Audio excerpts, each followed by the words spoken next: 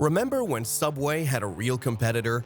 When another sandwich chain was so hot, they forced the giant to change their entire menu? That chain was Quiznos. And in just 10 years, they went from making $1.9 billion in 2007 to barely keeping their ovens on. Today, we're uncovering how a sandwich giant lost over $1 billion and 90% of its stores in what might be the fastest collapse in fast food history. Remember when Quiznos was everywhere? Back in the early 2000s, they were the hot new thing, literally. Started in 1981 by Jimmy Lombardo's, it was just a small operation with 18 locations.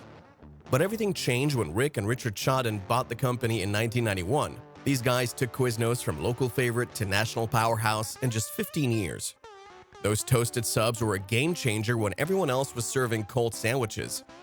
They had quirky commercials. Anyone remember those weird Spongemonkey ads? So good we need them robot-eating roast houses Barbarian! And they were innovating with online marketing before it was cool. To put things in perspective, their 4,700 stores in 2007 was more than Arby's and Firehouse subs combined today. They were the David to Subway's Goliath, and for a while, it looked like David might actually win. But beneath those perfectly toasted buns, trouble was brewing. And I mean serious trouble. Here's where things get interesting and a bit messy. Those 4,700 stores, they were built on some pretty wobbly legs.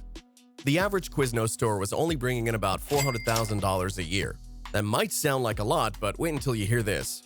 The company had this weird setup where franchises had to buy everything, from food to paper napkins, from Quiznos' own distribution company. And they charged a premium. While most restaurants aim for food costs around 30%, Quiznos owners were stuck starting at 39%. That's like trying to run a race with weights tied to your ankles.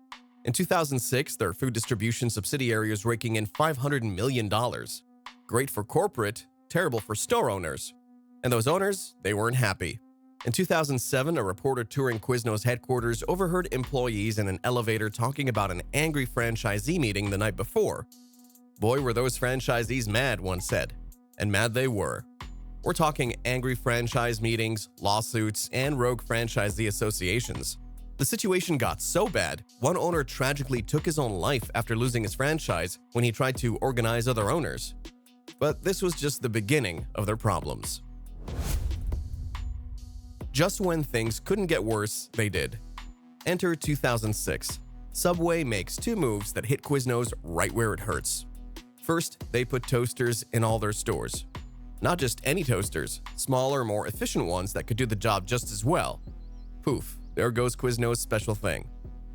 Then Subway drops the bomb, $5 footlongs. Remember, this was their big weapon in the sandwich wars. Quiznos tried to fight back with discounts, but remember those high food costs? Yeah, that wasn't going to work out well.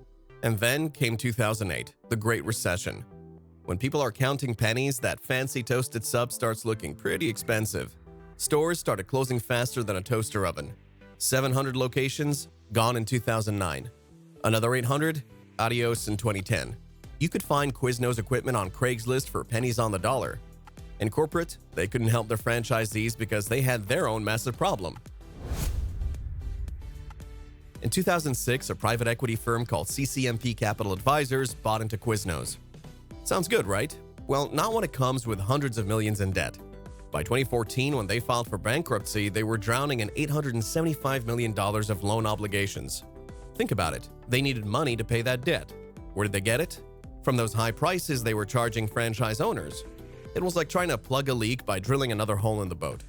The company was betting on continued growth to handle all this debt. Spoiler alert, that didn't happen. Instead, they were about to face an avalanche of legal problems that would make their money troubles look like small potatoes. Remember those angry franchise owners? In 2006, about 10,000 of them said enough is enough and took Quiznos to court. Their argument? Quiznos was treating them like captive customers, forcing them to buy supplies at ridiculous prices. The lawsuit? A whopping $206 million settlement. But that wasn't all. Another group of 6,900 franchisees from Colorado, Illinois, and Wisconsin won another $95 million. Some of these folks had paid their franchise fees but never even got to open their stores. And the hits kept coming. By 2013, more owners were suing over those high supply costs and forced promotions. One of the biggest disasters? The free sub promotion of 2009. corporate sent out coupons for free sandwiches. Just one tiny problem. They didn't tell the franchise owners who'd have to pay for them. Day one of the competition, nearly 200,000 coupons were printed. The owners weren't happy. Customers got turned away, and Quizno's reputation took another hit. As if lawsuits weren't enough, Quiznos kept shooting themselves in the foot with bad publicity. Remember those Spongemonkey ads? They were so weird that some franchisees actually posted signs apologizing for them. The Denver headquarters got 30,000 angry calls in just the first week. But it gets worse. In 2006, their senior VP of marketing got caught in a police sting operation. Not the kind of headlines you want when you're already struggling. Then in 2009, they thought it would be hilarious to make ads with a sexually aggressive toaster oven. And it wasn't hilarious. It was just another PR mess in a long line of bad decisions. By 2017, those 4,700 stores had shrunk to just 400. Their US sales dropped from $1.9 billion to $171 million. Even their international locations started disappearing, down 9% in just 1 year. They tried new CEOs, new owners, new strategies. A year ago, they brought in Susan Linton-Smith as CEO. She tried to help the remaining franchisees by cutting the required payments to corporate. In 2018, another investment firm bought them, hoping to turn things around. But here's the thing. When you're down to your last few hundred stores and your reputation is toast, coming back isn't easy. Today, Quiznos is down to less than 150 locations in the US. And that is how a sandwich empire crumbled. So what's the big takeaway from all this? It's pretty simple, actually. Make sure your business partners can make money too. Because when your franchisees can't turn a profit, nobody wins. Quiznos had bad timing, tough competition, and mountains of debt. But at its core, they forgot the golden rule of business. Take care of the people who take care of you. Any one of these problems, the bad business model, the lawsuits, the recession, the competition, might have been survivable on its own. But all of them together, that was too much for even the mightiest sandwich chain to handle. And there you have it, the rise and fall of America's toasted sub-giant. Thanks for watching. Don't forget to like and subscribe for more stories about the biggest rises and falls in food history. Until then, stay hungry for knowledge.